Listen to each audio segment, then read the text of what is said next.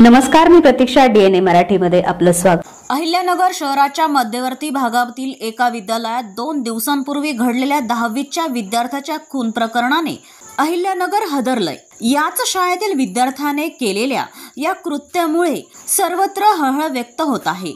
याच पार्श्वभूमीवर खासदार निलेश लंके यांनी आज पीडित कुटुंबियांची भेट घेऊन त्यांचं सांत्वन केलं. या दुर्दैवी घटनेबद्दल तीव्र दुःख व्यक्त करताना खासदार लंके यांनी पोलिसांकडे एक महत्त्वाची मागणी केली आहे. ज्या व्यक्तींनी या मुलाला हे कृत्य करण्यास प्रवृत्त केले त्यांना पोलिसांनी शोधून त्यांच्यावर कठोर कारवाई करण्याची मागणी लंकेंनी केली आहे.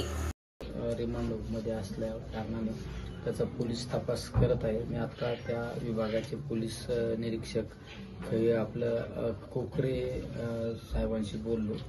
त्यांनी काही त्या केस संदर्भात काही माहिती पण दिली. तपास चालू आहे. निश्चित आम्ही सर्वजण या परिवाराच्या पाठीशी आहे.